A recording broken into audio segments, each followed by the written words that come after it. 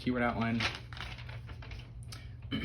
Recently, you may have seen headlines for the push for a $15 minimum wage, also known as the Fight for 15 movement.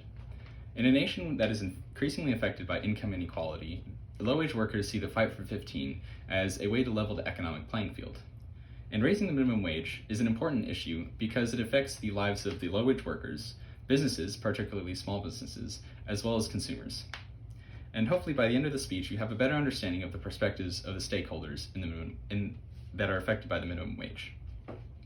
So I'd like to begin by talking about low-wage workers, and later I'll move to talk about businesses, and finally I'll leave on a note about the consumers.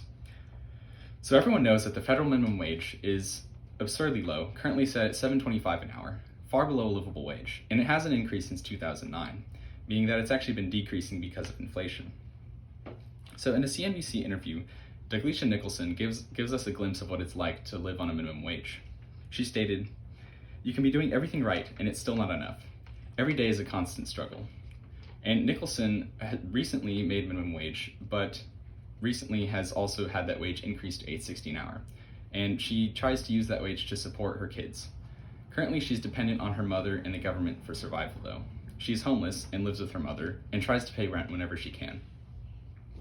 In a different interview with the same journalist, Jessica Davis noted, "It's crazy how much work they give you when they pay you that much."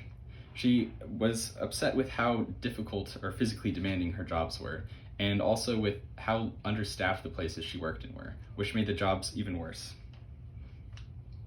She said, "My job now is hard, but it's nothing like the minimum wage jobs I used to work."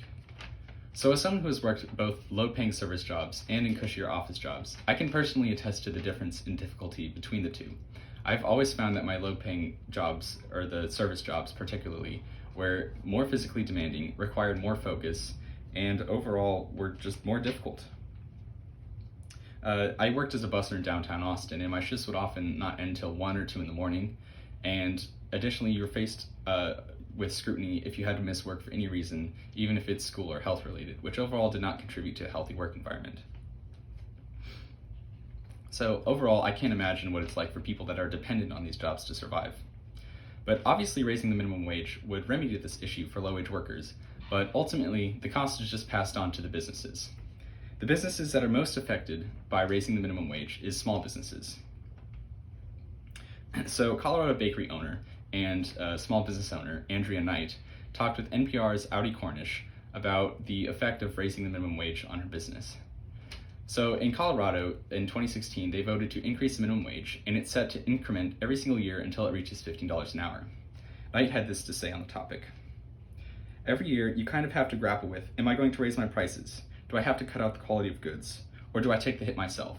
Humorously adding that she already doesn't make any money. She says the only other solution she sees is to cut some of her workers down to part-time. And in the same interview, taqueria owner and carniceria owner Arturo Lopez expressed his concerns about raising the minimum wage, saying he believes it's a mistake. Considering the more money people make, the more expensive everything is going to get. Customers tend to see that a lot, and of course they're going to go to the cheaper locations. Like Knight, Lopez sees his only other option as to lay off workers. So essentially, when the minimum wage is increased, businesses are faced with 3 choices. They can increase the price to product ratio, either by cutting the quality of goods or increasing prices altogether, or both, or they can cut workers by cutting workers' hours or laying off workers. And this tends to exacerbate understaffing issues that already exist in some workplaces, or they can take the hit themselves. But this is also unlikely because profit margins are very thin for small businesses, and so they don't really have much profit to take or put back into their business anyways. So given these 3 options, the most likely is that businesses will raise the prices and pass it on to consumers. And I'll keep this point brief because really the only focus that we need to consider is how much we as consumers are okay with a general price increase on goods and services as a result of raising the minimum wage. And of course this depends on how much the prices actually increase. So to clear this up, high-profile economist Aaron Dube had to say, "Prices definitely rise, but they rise a very small amount when it comes to overall inflation." And basically this means that since minimum wage workers and low wage workers are paid so little, their wages actually make up a very small percentage of the overall economy. meaning that if you change their wages, you're actually not changing the economy overall, or you're actually not changing the economy that much. And so as a result, you're not really changing, you're just not changing the economy. So overall, I as a consumer would be okay with increasing the minimum wage, because personally I'm not afraid of small increases on, or a small decrease in my spending power. But I do understand that other people might not be okay with that, and I respect their opinion. So overall, the concerns on all sides of this issue are important and deserve attention. For low-wage workers, life is hard, and it seems that many of them are dependent on others for survival because their jobs can't provide survival alone. For small businesses, the conflict of cutting prices, cutting profits, or cutting workers also seems to arise. So as a whole, raising the minimum wage could affect these stakeholders a lot.